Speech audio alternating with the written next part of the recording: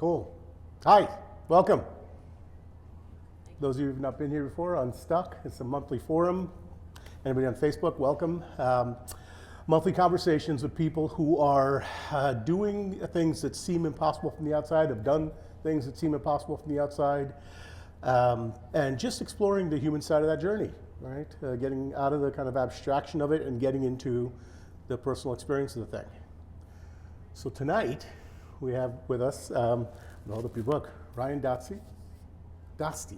I misspelled it twice here. Author of Formation. We'll get into that in a little bit. But so the thing is informal, it's meandering, it's a conversation. Okay? I don't have interview questions for you, it's a conversation.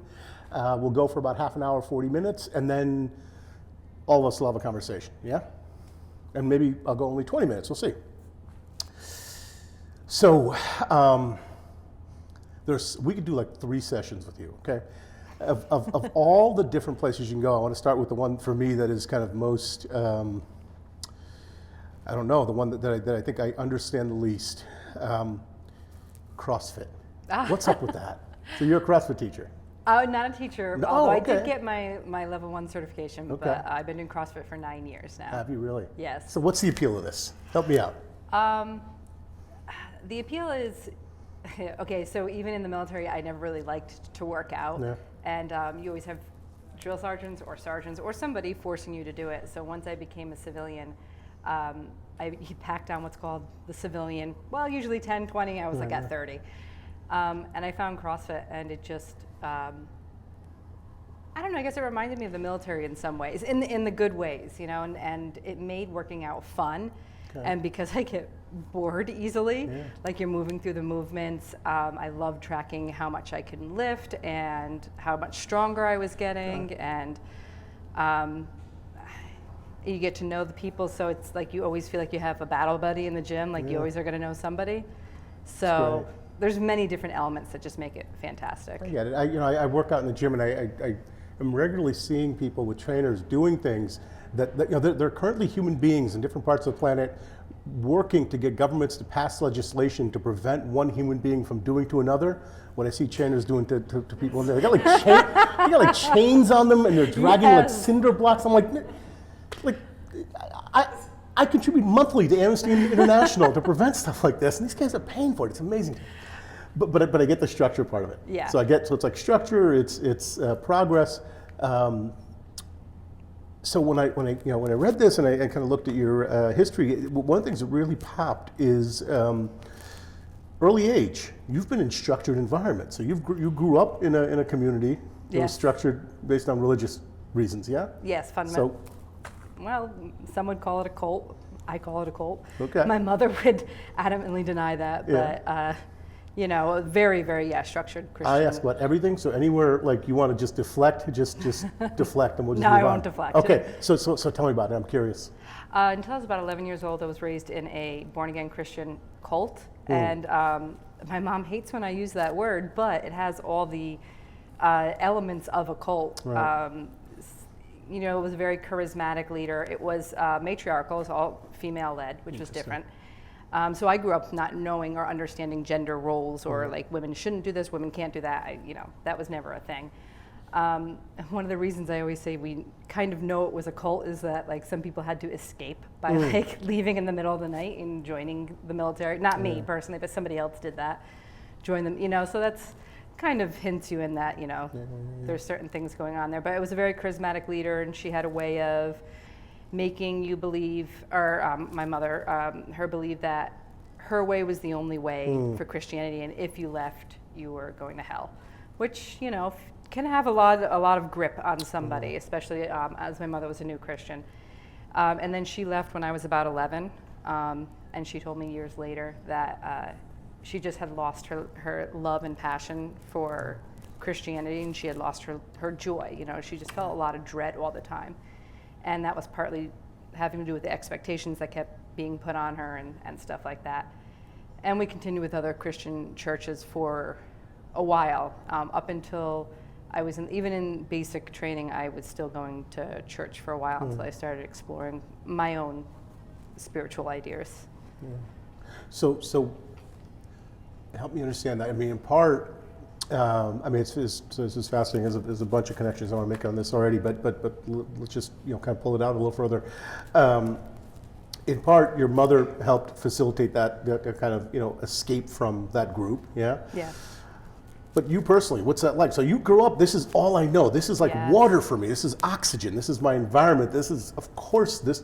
It's not even like this is right or wrong. This just is. Yeah, it was Right? very hard I was 11 and there was other kids our age. I grew up with those kids. They were like family. We didn't live on the compound, but we spent a lot of time there, and all our free time was there. So when my mother left, it was very sudden. And unlike some other people who had left and like tried to leave and came back, and a lot of people did that, my mom left and just left. It was so the people at the church, they brought the kids over to our house, the kids that were our age, and was saying like, why are you separating these kids? Why are you doing this to them? And I realized as an adult, my poor mom is standing there, and us kids are like weeping and sobbing and clinging to each other. How old are you here? I was 11. 11, okay. And they weren't even going to public schools anymore, so I wasn't going to see these kids anymore. And I really didn't until I was an adult, and I got in contact with some of them again later. But it was traumatizing, and So did you want to stay? I didn't. Yeah, I mean, as a kid, I didn't understand why we were leaving. I didn't understand why we weren't going anymore, and I didn't see then the things that obviously my mother saw. Although, interestingly enough, I don't remember resenting my mother for it. It was just one of those things that happened. Yeah. So again, 11, that's old enough to be aware, right? Not old enough to understand the world, but you're aware. Yeah. And you want to stay, which is natural, right? Yeah. So what aspects of that experience, I'm going to take this somewhere, so bear with me. What aspects of that experience, from what you can recall, would have made you want to stay? It was mostly the bonds with the kids, and it was everything we knew. There was aspects that I was okay with leaving, like some of the extensive Bible study or church readings and stuff like that. And all the work we did, because idle hands are the devil's playground. And so we weeded a lot. So I was really happy to never have to weed again in my life ever. But it was those bonds, the kids. It helped that some of the kids left at the same time, and so I got to stay continuously with them. So it was still wasn't totally jumping into ice water, but yeah. So the social bonds were the piece that Yeah. were really okay. All right. So you leave there. You kind of move out into public school, into quote unquote normal society, right? I mean broader society. Yeah. What is there any kind of significant transition from there to when because you joined the military? What age? You're 19. Relatively early, right? Yeah. Yeah, So, in a senior year in high school. okay. Yeah. So how does that happen? I had lived in Japan for a year as an exchange student my Okay. junior year. I had always loved Japanese, and I had studied at Yale for a while. At high school, they would let you go to after-school programs, which I think they still have, and you could study Japanese. And I thought I spoke some Japanese when I got to Japan, and realized really quickly I didn't. But it was a Rotary Youth Exchange, so I lived with family, and one of my families didn't speak any English, so you sink or swim time. And I loved it. And so I knew that I wanted to continue with language in Japanese when I got out. And my senior year, when there was a recruiter in my cafeteria, and I went up to flirt because he was good looking. And I thought I was As one does. Yes, as one does. I thought I was this mature kid. I've lived on the other side of the world. I've had experiences. I could talk to this really good-looking guy in uniform, and ended up joining the Army. But he told me about the Defense Language Institute of Monterey, which is one of the top language schools in the world. And he was like, "Go there, free, and then you can have college paid for," which was a big incentive as well. And you could study Japanese. Did not end up being true. But I did get in my contract to go to DLI after I passed the test. Okay. So 19, you sign up. You don't get the date, but you get the date. Right? So you join the military. Where does that take you? So you go off to Basic training. Yeah. So where's that? We first went to Fort Jackson, which is called Relaxin' Jackson, and that's where you go when it's, you know, your intel or supply or like not the real gung-ho people. And we were there for like 2 or 3 weeks, and they are like, oh, we don't have room for you. We're going to send you to Fort Sill, which didn't accept women for a very long time. So we were one of the first rotations, not the first, but we were amongst the first rotations that suddenly women were allowed. And then pretty soon after this, they closed off women, so going there again, so they must not have liked us. And its nickname was Fort Kill. So that was terrifying for me because I was always a little scared of basic, but I kept saying, I'm going Relaxin' Jackson. It'll be fine, it'll be fine. Now I'm at Fort Kill.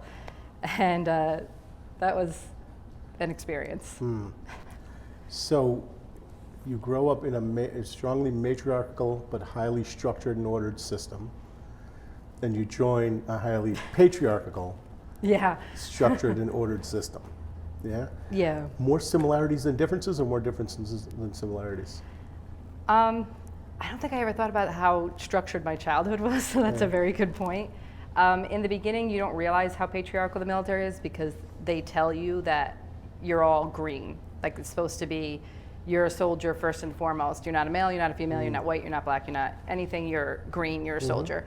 And so in the beginning, you know, you buy into that, and so it's just, you feel like you can just prove yourself based on your own merit. It's not until you start getting out of your training and into the real military that you realize that it's not as equal as you thought it was. Yeah, okay. So at Fort Kill, tell us about.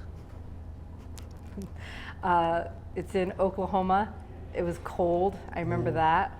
I remember I almost killed me and my drill sergeant with a grenade because I can't throw, and he was very mad about that. And I almost died. I almost got shot in the head.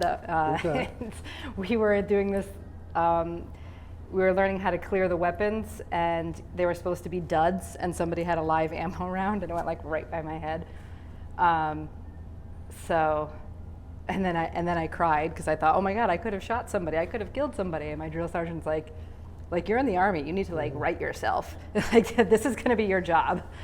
So that was an eye-opening experience. So let's pause on your story here, okay? Because so 19, 20, 21, you're throwing grenades and you're jumping into the military. You're jumping into a place called Fort Kill that never allowed women. You're throwing grenades. You're growing up in an environment that for a lot of people would be, a lifetime to then recover from, right? Theoretically. But you're off and just doing this thing. What's that about? Like, how did you move forward in that decade and a half of your life? So from 11 to about 21, 22, 23? I always liked to move forward. From a young age, I learned, and I'm not saying this is a great quality about myself, but I learned that I liked to do more than most people had done. So when I was 13, I went to Russia on a missionary trip, and then at 15 and 16, I went to Haiti to help build churches. And 17 to 18, I was in Japan, and then at 19, I joined the military. I liked this idea of racking up things that most people hadn't done, and I wanted to continue with that. I wanted to do more. I wanted to see more. I wanted more of the world. So I liked each challenge. I felt like if I overcame a challenge, I was feeling that more, becoming more. So if that's who you were throughout your teens, that had to have been some version of who you were prior to the age of 11. How'd you get those needs met in that kind of environment? Or is it after leaving this kind of need to explore and take risks just emerged? That's a good question. I know we did a lot of outdoor play, climbing trees and all that. So, but it was after when I was 13 when they asked, oh, who wants to go to Russia on a missionary trip? And I raised my hand, I wanted to go, but I know my mother said that she knew for a fact I was going to raise my hand and would want to go. So there must have been something, I just didn't recognize it, but clearly my mother did. Okay. She always knew I was going to fly the nest. Interesting. I find a lot of times people have stories from when they're like 5 or 6 that just are kind of an encapsulation of the thing they wind up doing. You don't have any memories of that. Your mother kind of saw it, but you don't have any real memories of that. Yeah. Okay. Yeah. I mean, I knew. Yeah. I knew I wanted to travel, I guess. I don't know if I thought about that before. I think the church and those, that was everything. That was. Yeah. So. Interesting. Yeah. Okay. So now I'm going to jump. I'm going to leap forward past this and to what you're working on now, and then I want to backtrack from there. Okay. If you're okay with it. Yeah. So you're working on a second book right now, Yes. which I'm fascinated by. Okay. About lionesses. Yes. Tell them about what lionesses are. So Lioness was this program that started in 2003 in Ramadi, Iraq. So here's the issue. In both Afghanistan and Iraq, when they would go on, whether it be patrols or raids or even just talking to the public, they found out they were losing a huge amount of intel because the men couldn't talk to the women for cultural reasons, obviously. And it also, it could be traumatizing having all these men involved.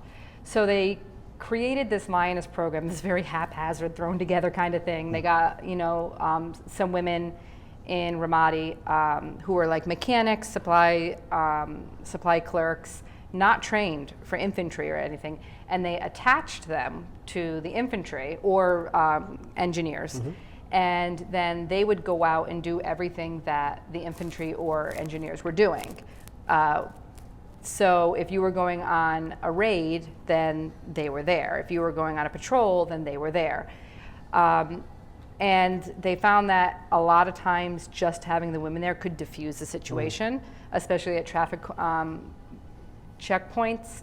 They found that having a woman present could actually make the tension go down.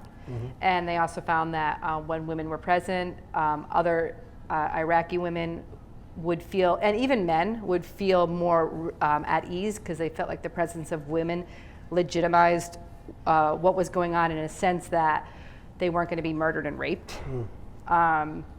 which is I thought was interesting. So these women kind of did everything that the men were doing, and they were caught up in the Battle of Ramadi in 2004, April 2004. I was in Iraq at that time as well, different part. And that was when there was this big uprising, Sadr, and there were cities all over Iraq that just exploded with violence. That was actually why our unit got extended. We were supposed to be going home, and then literally things started blowing up, so we ended up staying for an extra 3 months. So these women were actually in the streets during these firefights, and they were at this time attached to the Marines because the Marines liked the idea so much. They said, hey, can we borrow your women? And so they attached them to the Marines. My book isn't, it's fiction, it's not nonfiction, so I'm not covering these specific women, but I'm covering the situations in the scenario, specifically because I feel like not that many people know about it. And it was for a while very hidden because Congress didn't allow women to be in combat roles. And they got around this by saying they were attached to the infantry, they weren't a part of, so it's very minor word changes that allowed this to happen. And there's a documentary about this, and I watched the documentary, and this moment is what sparked me to want to write this book. The women are sitting on the couch, and they're watching a documentary about the firefight that they were in, and in the documentary, the narrator keeps saying the men, and they never mention that there were women there. And you could see it in their faces, we were there, how come we're not being mentioned? And it struck me that we often talk about women being erased from history in a past tense. We could say, 100 years ago, women were erased from history, and we sort of understand it because of the culture. But this is something that was happening right then and there, 15 years ago or so, and they were being erased.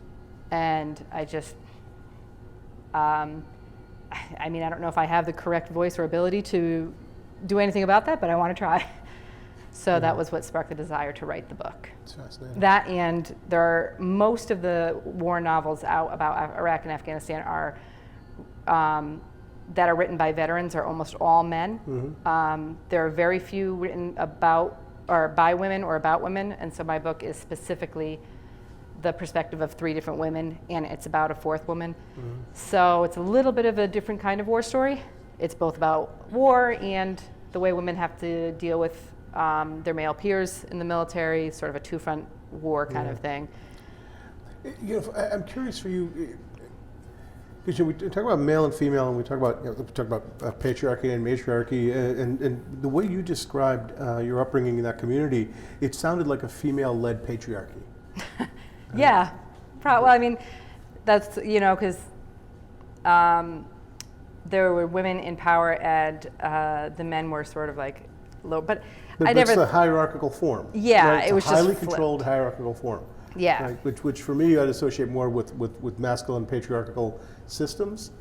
What I find fascinating about the lioness story is, and I don't know if you know you've discovered any of this, or if you're writing about any of this. It's one thing to just say, okay, women are there, and so therefore X happens, right? But how do I want to ask this? Is it just their presence, or are they engaging differently that makes the difference? I think it's a bit of both. Okay. I mean, they found that in negotiations, women typically tend to diffuse situations. I mean, typically, we're not talking about all the time, but you know, if we're making a glossing over kind of statement, women typically can diffuse high stress situations without violence more in more occasions. So it could be the way that they were interacting with the people, and I think, and it was their presence as well. So I think it's probably a twofold thing.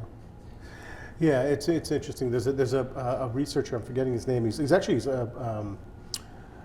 a neurologist, a neurosurgeon actually, and got interested, had just a hobby as an anthropologist, as one does. You know, he wrote this book called The Alphabet versus the Goddess. We use it as a reference. Are you familiar with it? No, but I already want to read it. So I think you might actually enjoy it. So what he did, he traces back, so pre-literate societies not only have balanced masculine and feminine, but almost always the feminine is dominant. Yep. And he traces back the rise of patriarchy and the rise of masculine dominance to writing and agriculture.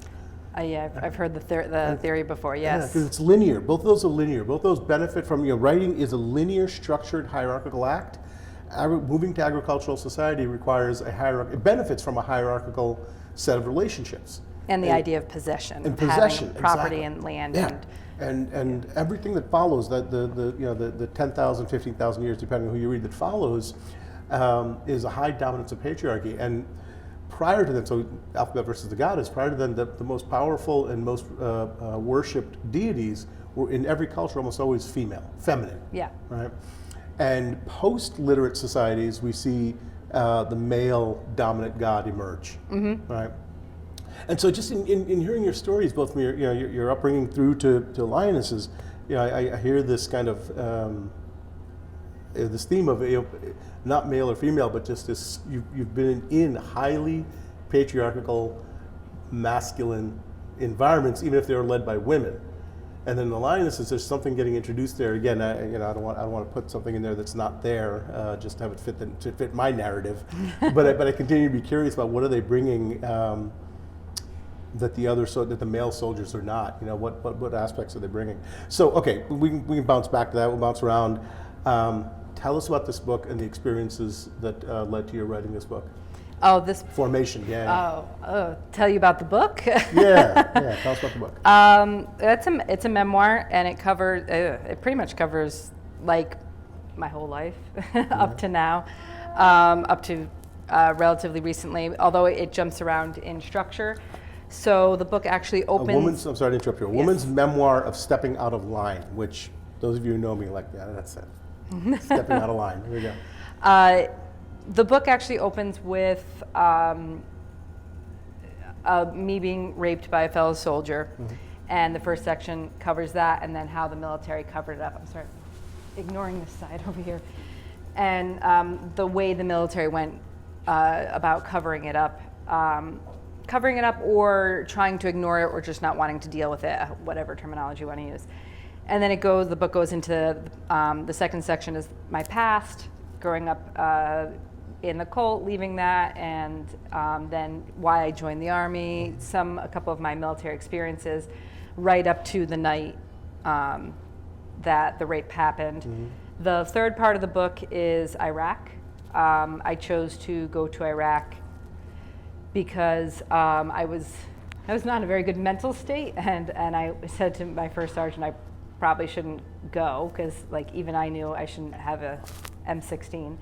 And it turned out that my rapist, who I had to continue to work with for a while, he was going to stay behind because he was getting out, because he'd never got in trouble or anything, but he was ETSing, so he gets to stay in what's called rear deployment. And they said if I stayed back, I'd have to stay with him, or I can go to Iraq. So, I said, all right, well, let's go to Iraq. So the third part is about my experiences in Iraq, and it sort of deals with the trauma of war being built upon already having trauma. My Iraq experience is definitely not anything like the Lioness or most infantrymen, or I never pretend that I'm G.I. Jane or anything like that. It's more micro things, and it's a continual building of rage, both at the war and at what happened beforehand. And then the fourth section deals with coming home and realizing I had PTSD, trying to untangle what was combat PTSD and what was actually a result from the rape and from the secondary victimization, and dealing with what can only be described as insanity, like being kind of insane for a while. And then doing my best to continue to survive and thrive amongst anxiety and depression and pushing forward. Yeah. So how did you? You obviously did survive and thrive. It's a continual journey, unfortunately with PTSD, however it manifests, it's an up and down journey. And my therapist and I had talked about this because we were talking about unstuck. And it is, like we said, it's like being stuck in mud. Right. And now at least I know the tools to help me get out. And I might get stuck again, but I have the tools to help me keep moving forward. I know when to reach out for help, how to get help. I accept the kind of help that I need. And finding, for me, writing gives me a sense of purpose and hope and optimism. So I continue writing. My PTSD makes other parts of my life very difficult, but I use writing as a way to make it feel like I'm doing something in the world. So your attacker was has still never faced any consequences. No. Yeah. So one of the things my work, my whole life, at least adult life, has been, I said earlier before we started rolling here, working on breakthrough, innovation, kind of creating new things, doing it. And one of the things we found is that people and systems can't create future until they complete past. Now, complete doesn't mean everything's done, because sometimes that's just not possible. Complete is psychological completion. That what I have to say on that is said, right? And it's heard. It may not be heard by who needs to hear it, but it's heard, right? So difficult to imagine a situation more extreme than that, right? Something to get complete on, that kind of trauma. And the reality of the transaction of it is that individual never, there are no consequences, right? Yeah. So how do you get complete on that for yourself? How do you move forward?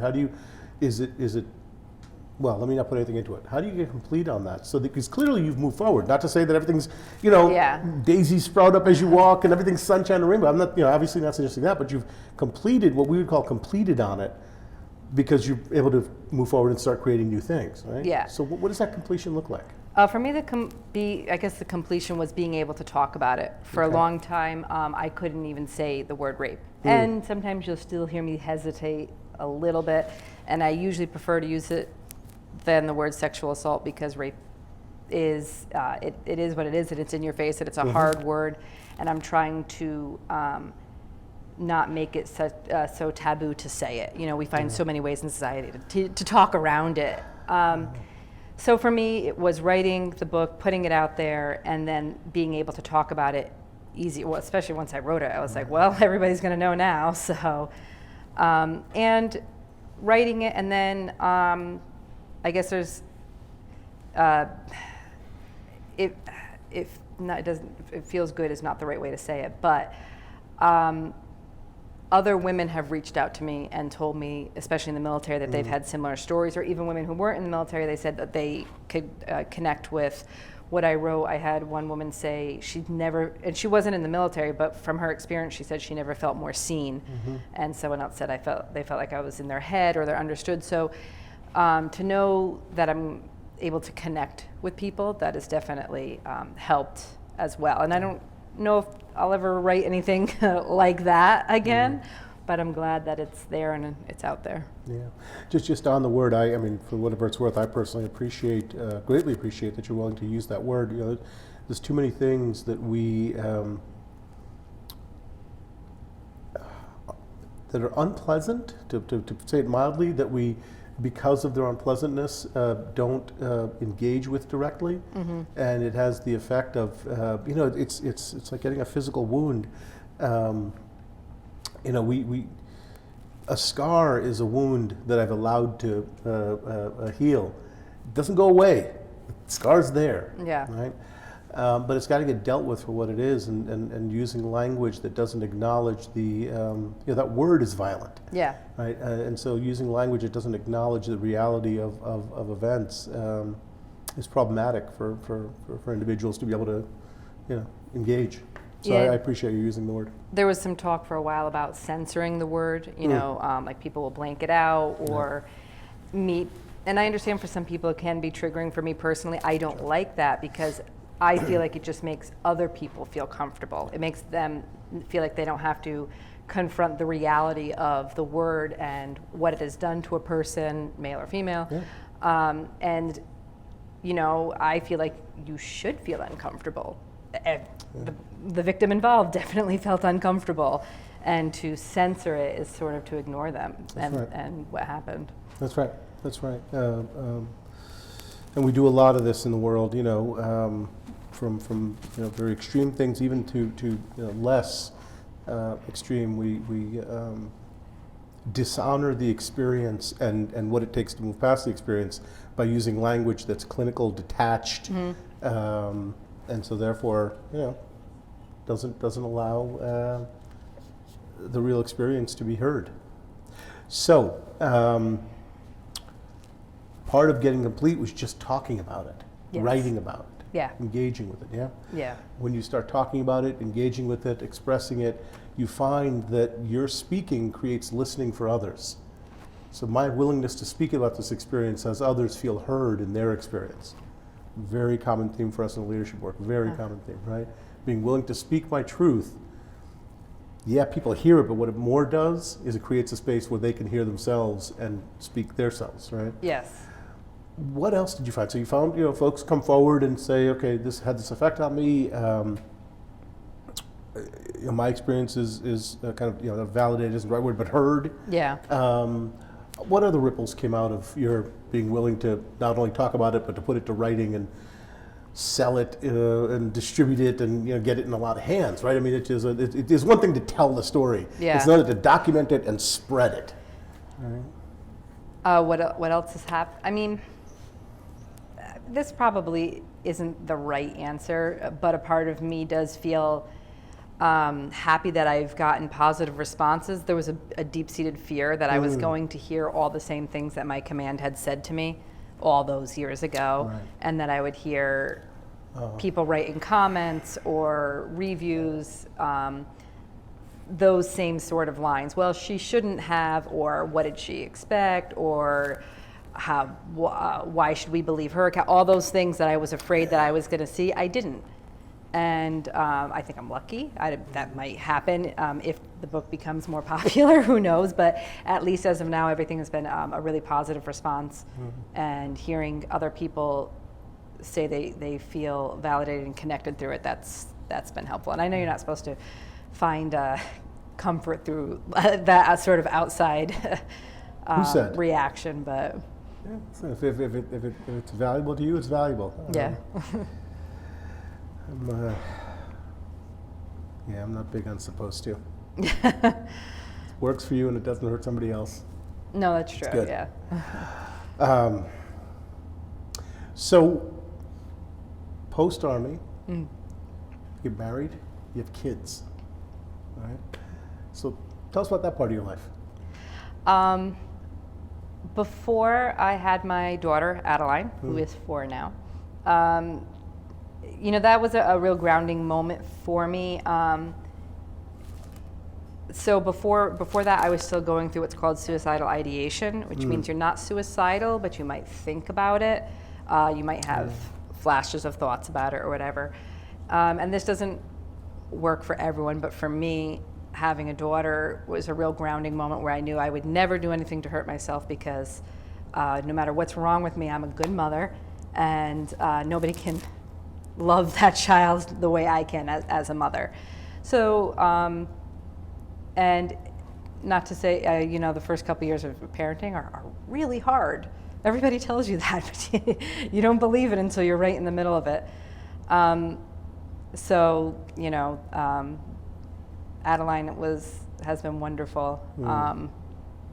I did have twins who I gave birth to but passed away. That was about a year ago.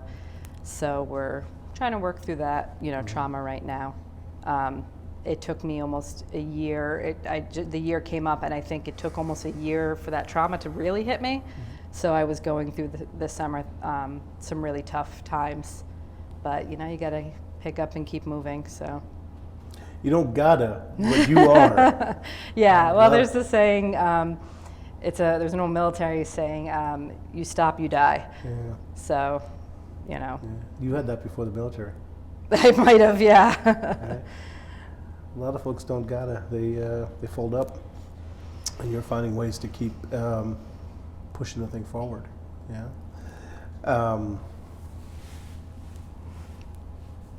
I'm being a little repetitive here, but I'm curious what else there is that pushes that forward. Right? Again, your whole life is forward, forward, forward, forward. Again, in the context though of systems and situations you find yourself in that are not your choosing and that are at any given point invitations to enough with the forward thing. Oh. Crawl in the shell and just give up, right? No, yeah. There's just so much more to life. And there's so much I want to see and do, and I'm the type of person who feels like we don't have enough time in life. Like, if somebody came up to me and offered me immortality, I'd be like, yes. Like, that's just, there's just so much you don't get to do in your life. And,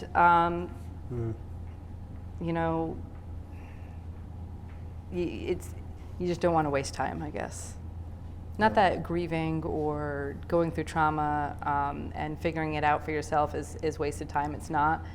But if you give up, there's all that time you had left in your life that you just don't get to utilize. Yeah. If that makes sense. It makes total sense. Where does that come from? Just born with it? Is that some formative experiences? My mother is very optimistic, and I think I get that from her. And both my mother and my father are very venturous people. My father, had a whitewater rafting business. We did skiing, mountain climbing, rappelling, snowmobiling. My mother was a rodeo rider when she was younger, and she did all that stuff with my father. So I guess I always wanted to be adventurous. I always wanted to be wild. Got it. Wild, huh? What does wild mean? I call my daughter wild, and my mother always yells at me. She said, "Don't call her that." I said, "That's a good thing. It's a good thing to be wild." What does it mean? It means not being what it's expected of you, and not being, I guess, tamed by expectations, and that sounds so cliche, but yeah, doing the unexpected, just. Yeah. It's great. You have again, through upbringing, genetics, or just your own work, have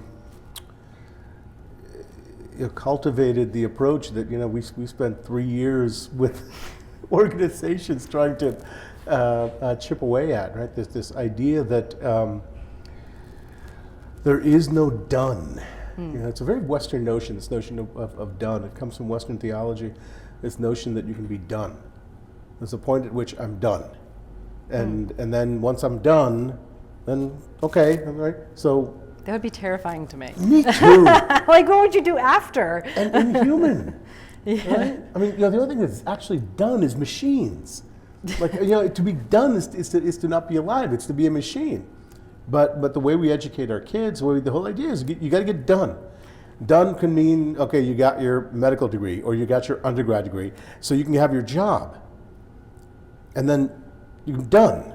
Yeah. So you can retire. Okay.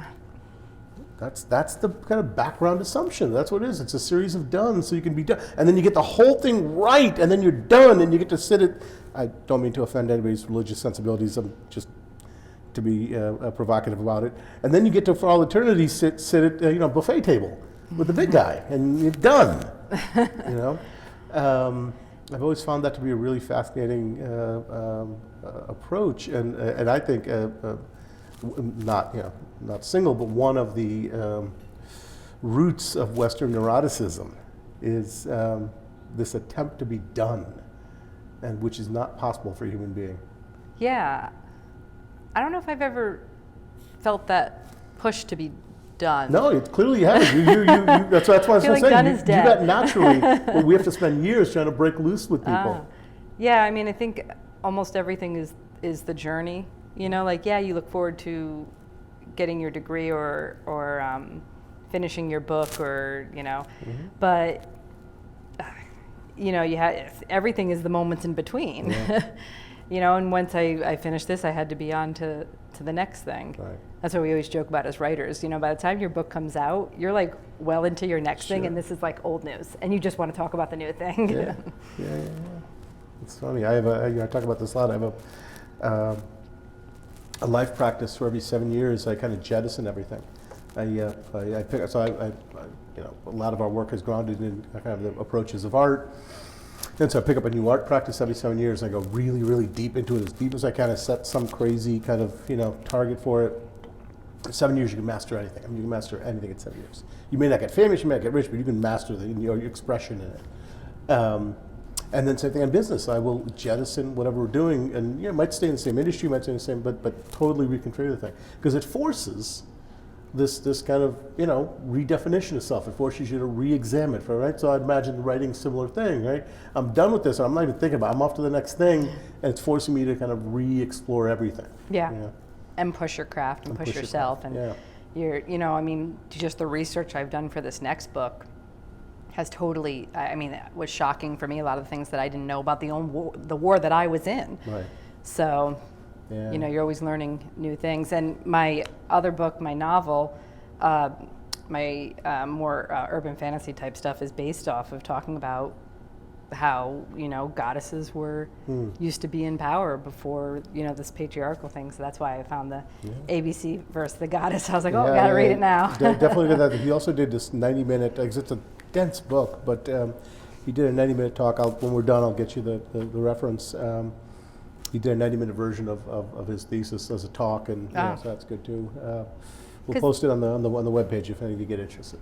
Because it's interesting. One of the things that I learned about or heard about in Iraq and then continued to study afterwards was like Ishtar, for example, Inanna Ishtar, the goddess of sex and war, which are seems like they should be two opposite things, but once you really look at it, there's so many similarities. But if you read the myths, the way the gods are afraid of her.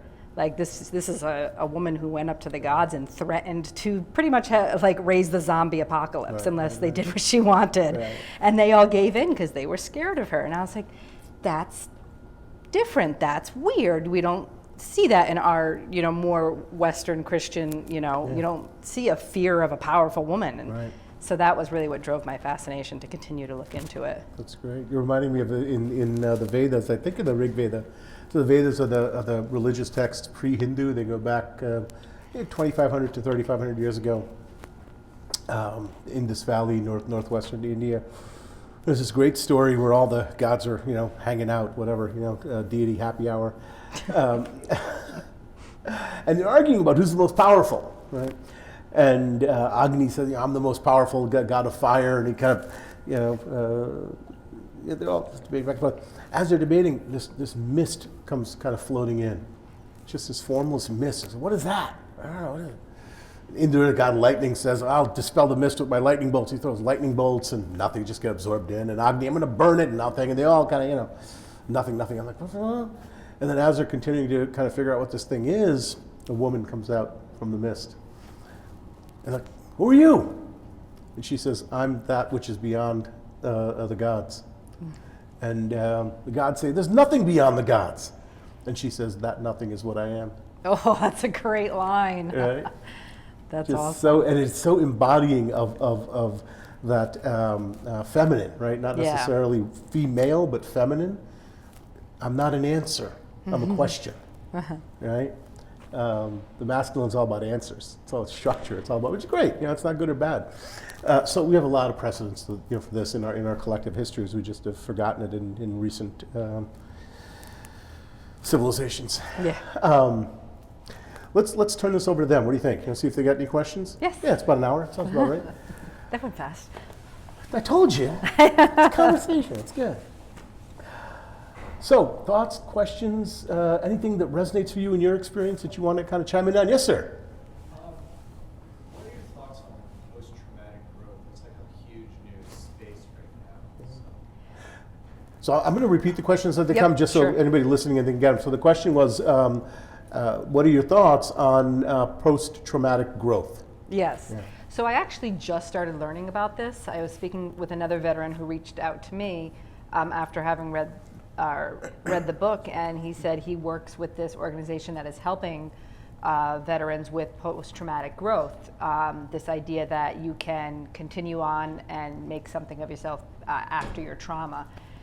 I think it's incredibly relevant work, and I think it's things that people with trauma definitely need to hear, because when you're in the middle of I call them episodes, but when you're in the middle of those dark moments, it feels like that is everything, and that is, I call it purgatory, because it feels like there's no future, there's no past, you're just stuck in that moment. So knowing, I think a lot of people knowing that there is life after that, and that was something my psychiatrist habitually told me, there is life after this, you're going to get there. If they can find ways to help each person get there, that's incredibly valuable. For me, it was writing. That's what helped me get out of that, and that's what actually made me go back to get my MFA, because I needed something to do. I wanted to continue writing, and once kept getting better at it, and that was what pushed me forward. And I think there certainly has to be something that each person of trauma has to find that gets them there. Yeah, there's nothing that it was reminded of as you were talking earlier, and the questions representing for me. I mentioned another book. James Hillman, he's a psychologist, wrote a book called The Soul's Code. Another kind of highly recommended if you're up for this. We encourage people to do one of two things with their trauma: bury it or wallow in it. And you chose neither. You chose to not bury it. I'm going to acknowledge it, but I'm going to do something with it. This is another common theme we see, right? I mean, you can't get through life without trauma. Now, the experiences you've had, obviously, on the extreme end of that, but you can't get through life without traumatic experiences, right? Of one degree or another. Yeah. But we offer people either, what the Army tried to do, just didn't happen. Shh, we don't talk about that. Or this kind of what I call, and I see this a lot in self-development communities, wound worship, where we worship the wound. Well, the whole conversation is about really like just, really get it, Neither of those seems to be very productive. What's productive is to acknowledge it, to deal with it, to therapy or otherwise, but then do something with it. Create something. Yeah. As a writer, I always say that when things happen to you, you make it work for you, because you write what you know. So for some of my trauma, for a lot of my traumas, I said, well, you know what? It happened to me now. I'm going to make it work for me. Yeah. And so I put it into my craft, into writing. Yeah. And sometimes that it helps to, just to get out on paper, whether it's in fiction or, nonfiction. But I make it work for me. It doesn't control me anymore. That's right. It's beautiful. Other thoughts? Got somebody back there? I can't see. I haven't had anywhere near a trauma that you've had, but when I have my many episodes, I get very physically out of control. Like whether it's a tremor or a feeling or a flushing of face or whatever. How do you deal with that more so? Because I notice that I have to kind of dull it with like a Motrin or I have to literally like use something to shut it down. And I don't, I usually go to the gym or something like that, but you can't do that when like you've got to go to work or when Yeah. you've got to. So I'm just curious other people's, like you said, tools. Mhm. Because again, what I've experienced was nowhere near as traumatic as you. But I noticed that that is the hardest thing I struggle with it's not the mental part. Because mentally I can rationalize it to hear to doomsday and Yeah. get past, I know I'll get past Yeah. it. But the physicality in the moment and then not letting it spiral. You know what I mean? Like not letting it go someplace. No, I'm sorry, I just want to repeat the question just again.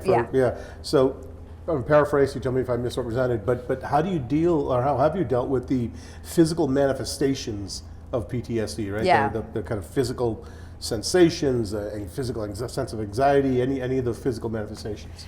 So I'm a big supporter of using whatever works for you. So I know you said you take Well, it's more than Motrin, so I take Klonopin, and I don't find any shame in that. And not that saying that you do, but what I mean is I need that to help keep some of those physical reactions, because I'll get where I feel like I can't breathe.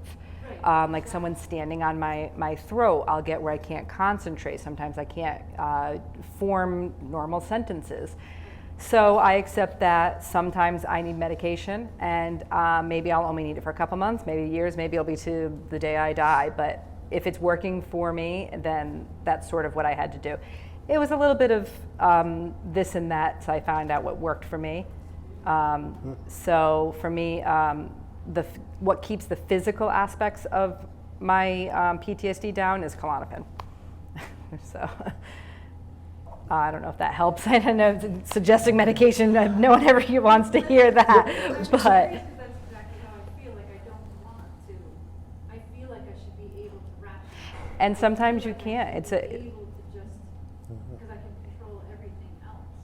Well, and that's sometimes people think of taking medication means letting go of control, and that's not always the case. It is a tool, and you wouldn't build a house with just your hands if you had a hammer there.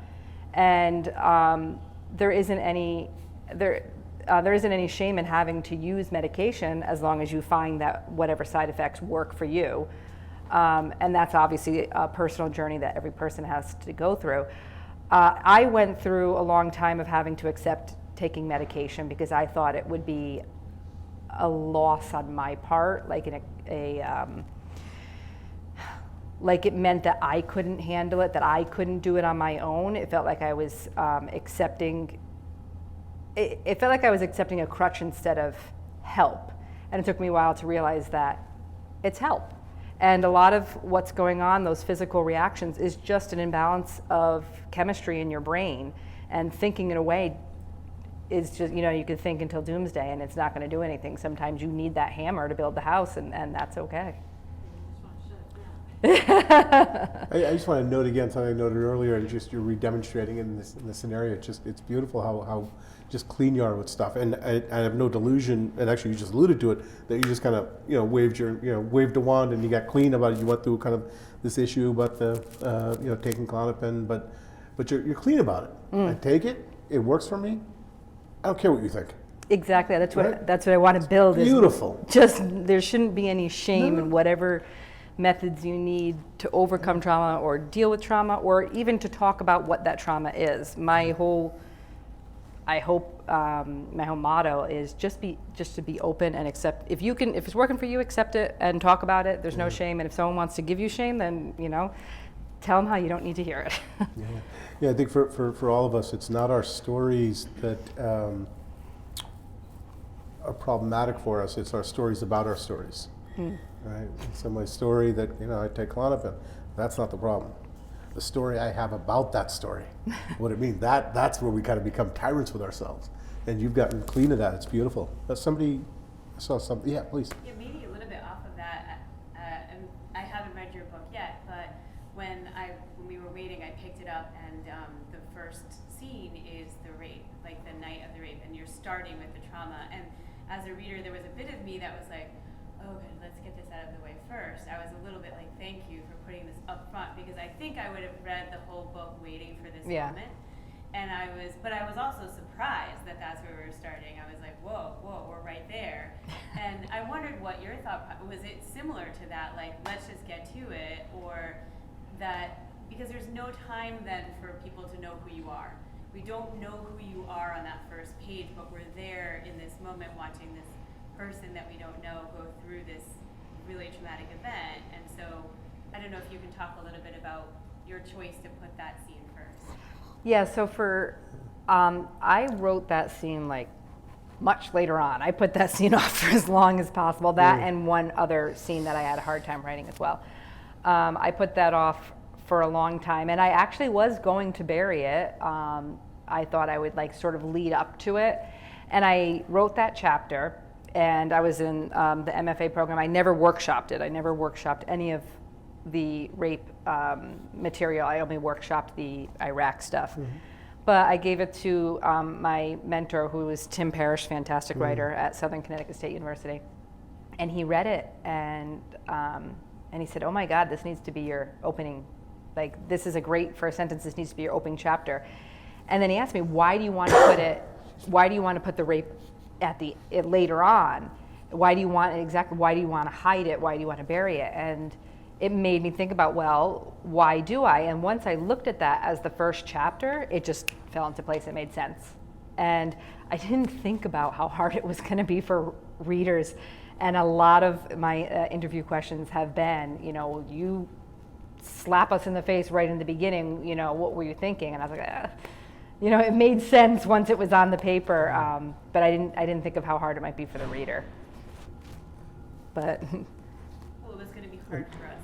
Regardless, I suppose, Maybe it just gets it out of the way. But it sounds like very similar to the way your manner of dealing with things. Let's just get to it. Let's just talk about it right up front. There's somebody back there, and then I know we've got one here. Was there somebody back there who wanted to say something? No? Oh, that was my question. Oh, there you go. Wow. Great minds. Great minds. All right. Yes. Can you talk about your creative process? Writing is brutal. Oh. So, how do you work day to day?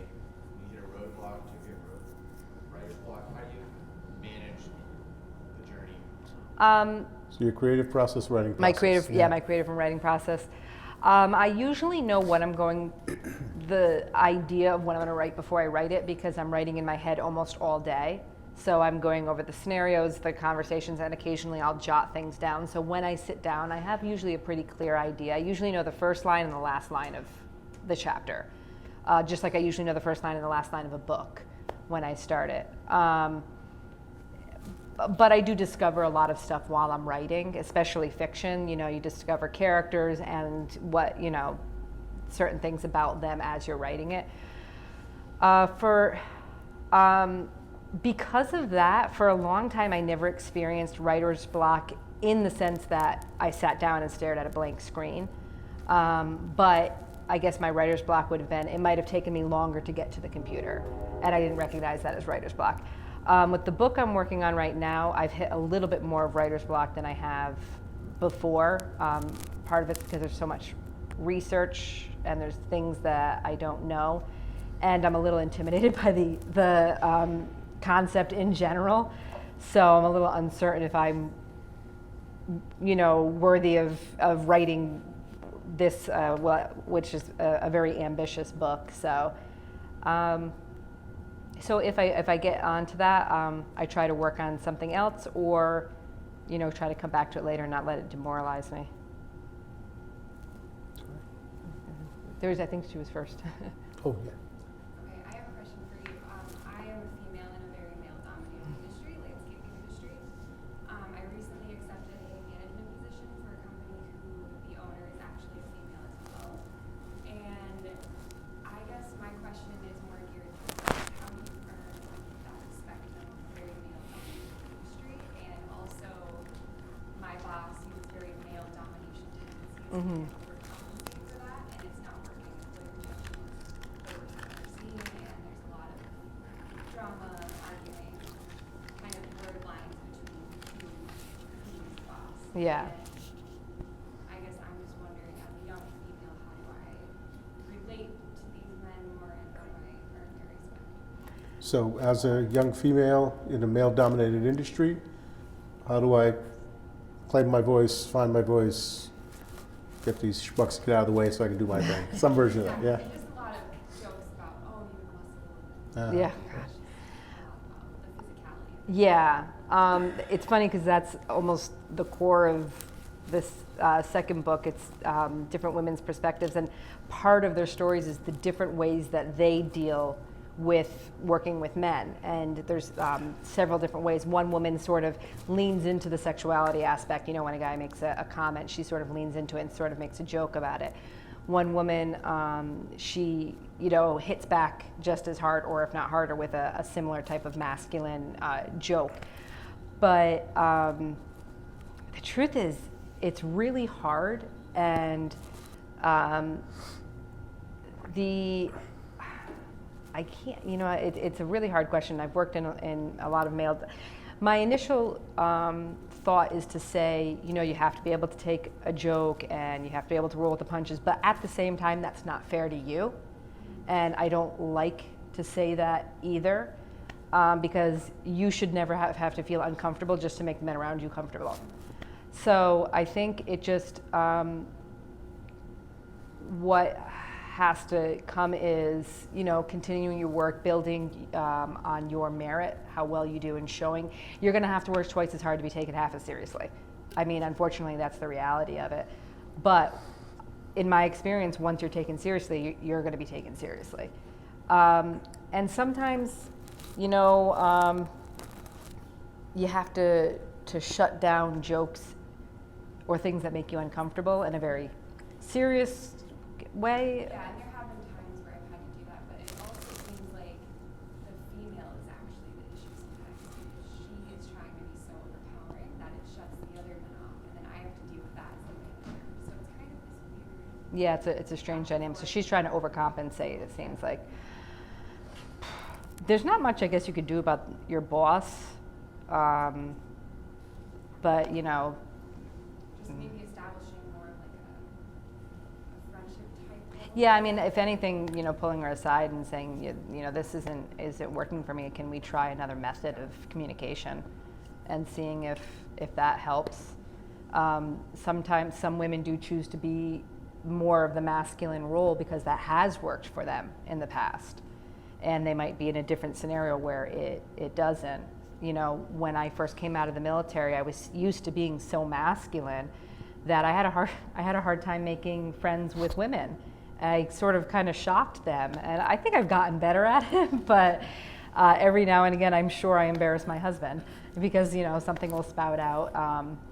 So yeah, it's a hard place to be, but I think it's also a challenge that can be very satisfying once once you're getting there. It's an unfair situation, to be honest. So I'm curious, I can't obviously speak to the military context, and I can't speak from a female perspective. I can speak from a feminine perspective, but I'm curious, is your question about how do I play the game? And it is a game. Or is the question of how do I change the game? I would rather change it. Okay, because they're very different things. If it's about how do I play the game, right? It's like I'm cool how things are. What I'm not cool about is that I can't play, and that these two people or this one person dominates, and I want the ball sometimes, right? If it's Yeah. that's one thing. Yeah, I guess I see both sides of it. I see the complaints from the employee perspective, and I see the complaints from the owner's perspective of you need to show up to work on time, you need to be professional with the client, et cetera, et cetera. She's telling them that, and they're not listening? Yeah.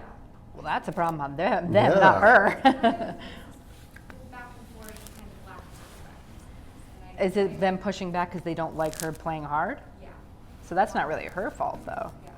Well, from what little bit? It's also, it seems like the way she communicates it. Is a little too hard. Yeah, it's unprofessional, I feel like. But Yeah. it's kind of, yeah, it's a difficult situation. I guess I don't know how to answer that question, but I guess, yeah, changing it would be nice, but I'm not really in a position to do that. But you might be one day. And that's I guess that's the hope that we all might, be, whether it's us or our children, we're hopefully changing the game. And there's a certain, if you claim you're out for something, there's a certain uncomfortable, unfair reality to it. There's a story, indulge me for 2 minutes in the stories. I tell this one a lot. Reverend Otis Moss II, Otis Moss Jr. is a civil rights worker in the 50s, 60s, early 70s in Chicago, out of Chicago. He tells a story about his son now. Otis Moss III is a minister up in Chicago, but Otis Jr. was a pretty famous guy, pretty active in civil rights. But he tells a story about himself as a young man. He said, "I'm fresh out of seminary, and I get a call to be an interim preacher. And I said, great. I don't have any plans. I'm going to take this on. It's a 6-month contract while they lost their preacher, and we're doing a search, and in the interim they needed somebody. It's like, great, but I had one concern." He says, "I'm Northern Baptist, and this interim job, is in a Southern Baptist church. It's like down in Tennessee or Georgia. Now, if you're not familiar..." I didn't know there was two different ones. I'm sorry? I didn't know there was a Northern and a Southern Baptist. So Northern Baptist is what you might here in Connecticut think of as church. Somebody up front, they say some things, everybody sits there, they're polite, at some point you stand up, at some point you get, Southern Baptist is a different thing. Anybody been to a Southern Baptist service? Is it like Pentecostal? It's Yeah, okay. animated, man. It looks more like where I come from, like India. Amen! Preach! I mean, it's involved, right? He says, "I'm concerned. That's not my background." He says, "I go down, my first sermon, 5 minutes in, I know I'm doing a terrible job. Just doing a terrible job. I'm giving my sermon, everybody's sitting there politely. And I just going, I know I'm doing a terrible job. Everyone's sitting there except for one woman up front. Every single thing I say, she's giving affirmation. Amen! Preach!" I'm done. I'm in the back. I'm greeting congregants as they leave. And this woman comes up. Reverend Moss telling the story. He says, this woman comes up, and I asked her, I said, "Sister, may I have a word?" She said, "Of course, Reverend, you may." I said, "Sister, I don't think I was very good today." And she looked me in the eye and she said, "Oh, you were not very good today." I said, "Well, sister, I'm confused. If I wasn't very good, why were you giving affirmation so freely?" And she said, "Oh, well, Reverend, preaching, that's your job. Giving affirmation's my job. I'm going to get my job done whether you get your job done or not." If you're serious about creating change, you're not off the hook because the boss isn't doing their job. If you're serious about it. Most people aren't. Most people are kind of like, "Well, I wish." Okay, you're not committed. It's cool, but let it go. If you're committed, it don't matter if they're doing their job or not. What are you out for? What's the half inch of progress you can make in the direction you can see to make progress in? My son says that's how you've lived your life. It doesn't matter what's going on. I'm going to get my job done, whatever's going on around me. Right? Sorry, that was long. In the back, yeah. It might be a little connected to that question, but in the book, when you come back, there's a young woman who's asking you about if she should join the military, and you're like conflicted. Do I come from a place of, I had some really positive military experience, or from a more like solidarity, women, like there's this really tough part of it that I should tell you about now? And I guess my question is, one, have you gotten better at answering that question when people ask it, and have you gotten any sense that things have changed at all since you were in the military in the last decade or so? Do you want to So has repeat anything, it? so has anything changed? Is that a good summary? Has anything changed in the military from what you can see? And have I gotten better answers? Yeah. Yeah. It's a hard answer.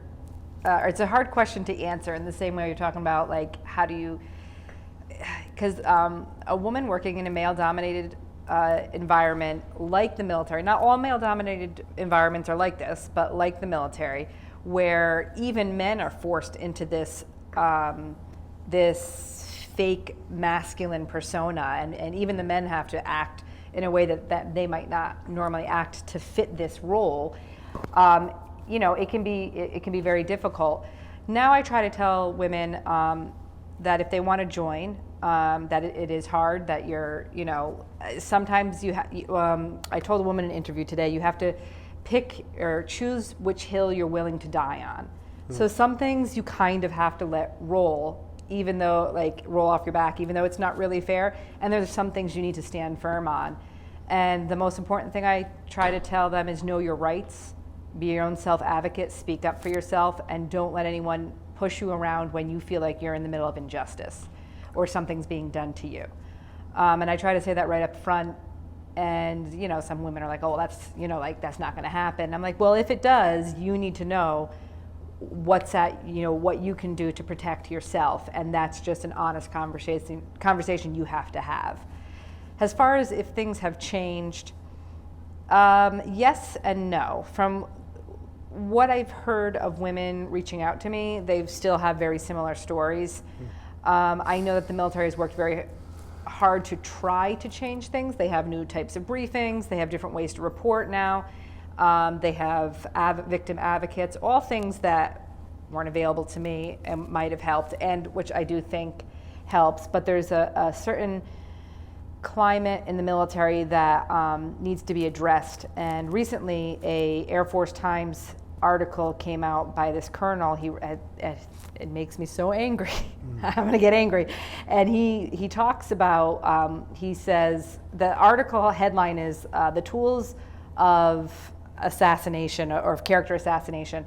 And he talks about how, he doesn't say women, but it's pretty clear that's what he's talking about, how they're using false rape accusations to ruin men's career, or to be vindictive, or to get out of being in trouble, to not get caught for cheating, or all these myths that are very much in place in the military. And this was literally just published last week.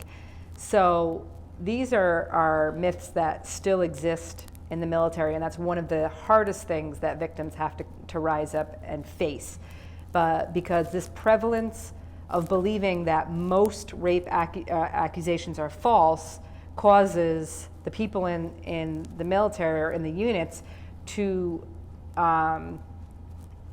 not believe the victim, and not only not believe her, but to believe she's a bad person, that she's lying because she's evil and vindictive, and I don't know what kind of language I can use, a slut or a whore. Those are the things that come out a lot. And the truth is that false sexual assault accusations in the military are no higher than in the real world, which is maybe 2 to 8% according to the FBI.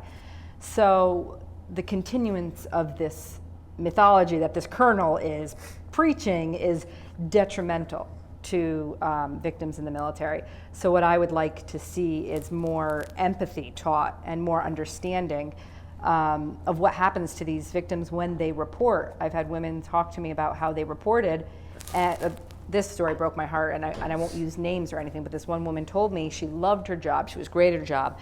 She was raped by a fellow person in her unit, and she reported it, and they went through the proper steps of prosecuting or whatever. I don't know if he was ever caught or anything happened to him, but everybody in her job that she worked with stopped talking to her, like completely stopped talking to her, ostracized her. And this was a job she loved, that she was good at. She had to move to another unit, which put a hit on her career, and that is because these people believe that most of the time rape accusations are false. And that's really what needs to change in the military, not necessarily reporting tactics, but understanding what the victims are going through, understanding what retaliation is. And yeah. I have a speculation, so you test this for me, because again, I can only speculate from the outside or extrapolate from other experiences. Is there also an element to this around collective identity, where if this is true, it calls into question this collective identity that we actually value? Like, if this could happen here, then that means this thing that we've committed our lives to is tainted in some way, and I can't have that. I wrote about that in my New York Times article, where I was talking about how there was another woman who was raped in my unit, and neither of us went and talked to each other. We didn't console each other. We just sort of ignored each other. And a part of it was, I wondered if it was because it happened to me, but I can't believe it would happen to somebody else, because if it's happening to somebody else, then what does that mean of my beloved Army? Yeah. And I used, it didn't make it into the article, but I used the metaphor of he wouldn't hit me twice. Like, the Army wouldn't, hit me twice, kind of That's thing. visceral. So I think there is some of it to that they don't want to believe, especially people who love the military, who love whichever branch they're in. They have a lot of connection to that. Don't want to believe that this can be happening, and especially that it's being covered It's up. the nature of cult. To kind of full circle in the conversation. It's the nature of cult. Is a healthy group identity collapses into cult when we treat it as this, again, back to Dunn, we treat it as this perfected thing. It's not organic, and so therefore, if it's organic, it can make mistakes. But we get so enamored of a collective identity that it's perfect. Nothing, the church sex abuse scandals, we had a similar phenomenon going on. Yeah. We couldn't acknowledge it. Because, what would that say about the church? Well, it doesn't have to say anything about the church, actually. It has to say about those people. Yeah. Right? The same thing here. This doesn't have to say anything about the Army. If we could deal with it properly and in the open, and the way we would deal with it legally in any other context, it has to be about that person's bad, inhuman behavior. Yeah. It doesn't have to say anything about the Army, right? But I think some of that gets sugared in. Yeah, interesting. I thought I saw some, yeah. So you referred to it as clean earlier, and that struck me. But also talking about maybe valuing change, even when the people around you aren't necessarily supporting that change. And it strikes me So, about I'm sorry, I'm not going to be able to repeat the question because I can't even hear you. Yeah. It's okay. So you referred to it as clean earlier, and I perceive it as acceptance. I think the beauty in you is acceptance. You seem to just kind of take what's being given to you and you can morph it into something better and beautiful, and that's really admirable. I'm wondering about your spirituality and how that kind of plays into that. So in those moments of weakness, when you're saying to yourself, why is this happening? I think we all get stuck in that why me mentality at times. What does that look like for you, and how do you kind of get past that and step into your acceptance? So just Yeah, I know. repeat for you. So there's an observation, and followed by a question. Observation is a note of an experience of you of a strong sense of acceptance, right, and an appreciation of the fact that you have this sense of acceptance. And then the question, if I heard it all correctly, was about your spiritual life and what role that plays in kind of cultivating this sense of acceptance. Does that capture it? Yeah. Cool. So I'm now, there's not really a term for it. I'm inclusive monotheistic, so I believe everyone has to find their own spiritual path to God or goddess, whatever works for them. That's what's right for them. As far this is probably not a popular belief, but I don't believe things happen for a reason. I believe things happen, and you make reason out of it. So what could be a sinking stone, you can turn into a stepping stone, which I'm speaking in like horrible cliches. But by doing that, I find that I don't have to assign blame or anger at something. It's just, it happened. You know, this happened, now what am I going to do about it? And so I think it took me a while to get to that, and that, for me, that mentality helps me, because the idea that, at least for me, and if people want to believe things happen for a reason and that works for them, that's fine.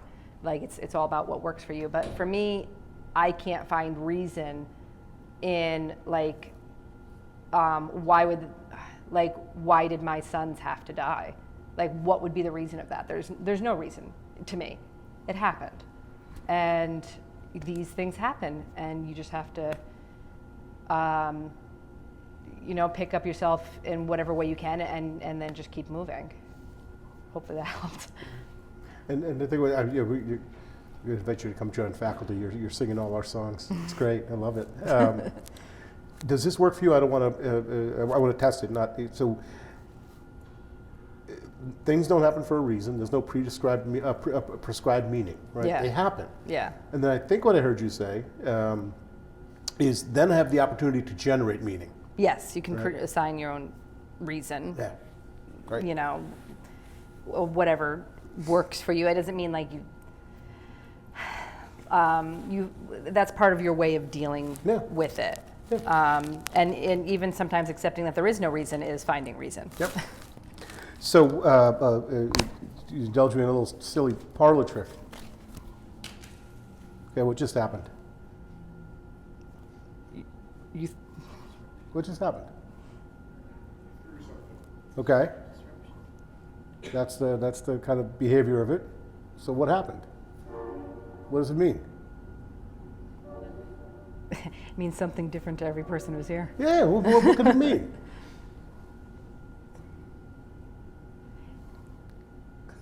It could mean I'm boring you, and you It need could mean to I'm spice bored things of up. anything. It could mean he's doing something I want to take right.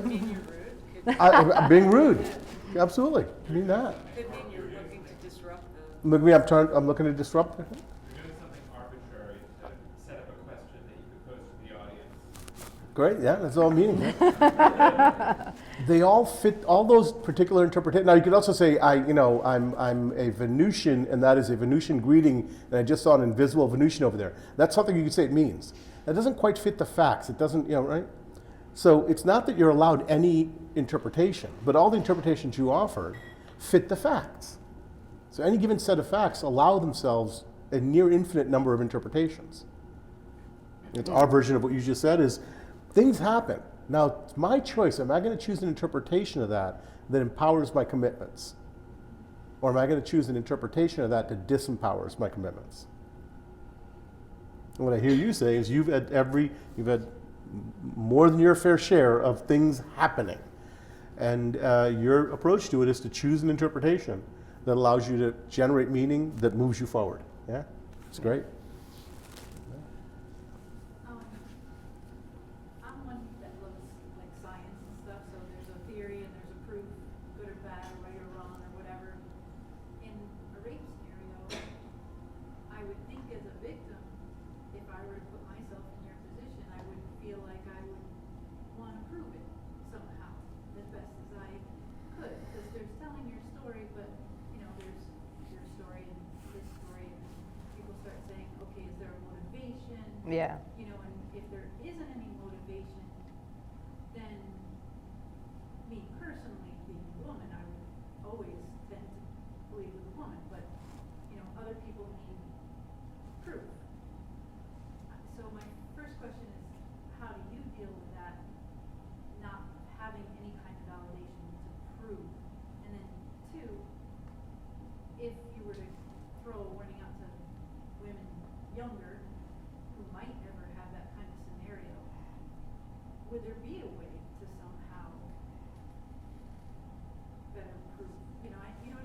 Yeah. I know it's so, there is, because it's so much about intent and, there's the physical part and then there's, intention.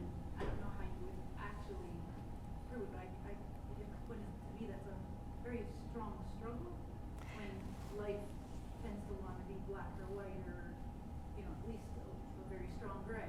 Yeah. I think unfortunately, with rape, especially, it's very hard to prove because you have two people saying two different things, and you can think you have all the proof in the world. I had bruises on me, he had scratches on him. I had people saying that he specifically said to his friends, "Oh, I'm going over to that Dostie chick's room because she's really drunk," and that was even in the report. It was in the report that he lied and said he was never there, and then he came back and, "Oh, okay," when they said, "Oh, we have proof you were there," he said, "Oh, okay, yeah, I was there." There was obviously signs of him continuing to lie, and they, all that proof meant nothing because they decided to believe him. So it's not always a matter of proof, unfortunately. What would I say for women? For me, Or is it just to say, just accept that there is no way to necessarily, you can speak your truth, but others will not, is it more of, like you said, an acceptance kind of thing to say, you know what I mean? I don't like the idea of lying down to anything necessarily. I'm like with you, where you stand up and do the best you can. Yeah. For yourself and for your own, but, the rest is interpretation on everybody else's part. I think that is sometimes that is all you can do is stand up and speak your truth and not be bullied into saying anything different. If you read my book, in one part that I often do at readings is the interrogation process, where the interrogator sort of forced me to say that he wouldn't let me say it was rape. Every time I said that, he would just kept pushing and pushing and pushing and trying to get me to say something different, which eventually ended up with me saying, "I don't know what it was, but I know what he did was wrong." And so that's what went into the report, and that's what allowed them to close the report and say that it was found unsubstantiated. I guess my suggestion, I was young, it's easy to be bullied around by people in authority who are older and, sitting behind a big desk and have the rank, and it's easy to say but hard to do. Be strong and don't be pushed around. But when you're 21, you read. I remember thinking about how you hear about those confession tapes where somebody will confess to something they didn't do in the jail rooms. I remember thinking why would you ever confess to something that you didn't do? That's ridiculous. But when you're in the room and they just keep, and you're in there for a while and they just keep saying, and you're turning around left and right until you don't know what's up and what's down, and you just kind of say, It's I mean, not funny isn't the right word, but just the fact that you raised that as a reference point. So I heard you telling the story about your rape and the kind of interview afterwards. The thought that was going on in my mind is, this sounds more like an interrogation of a suspect than of the interview of a rape victim. Right? And that was one of the things they kept trying to find motive for why I would make a false accusation. They're like, "Oh, well, did she?"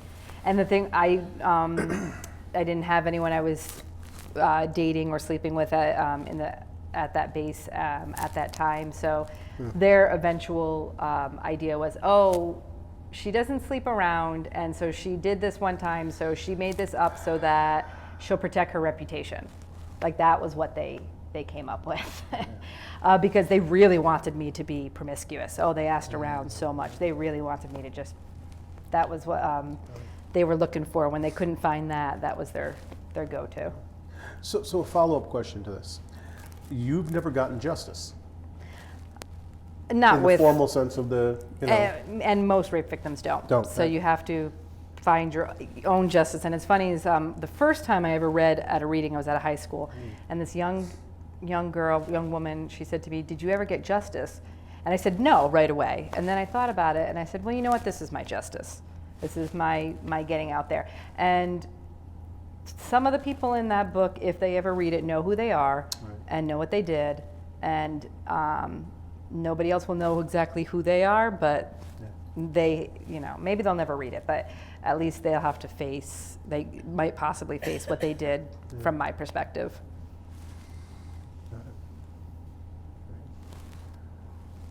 Other thoughts, questions, observations? We have 6 microphones. Anybody feel like singing? I always ask that. Oh yeah, we got one. I wanted to ask you about the MFA and your story, based on everything else you talked about. You didn't need it, and you chose it, and you wrung all the meaning possible out of it. But I just wanted to ask you about that. About the MFA program?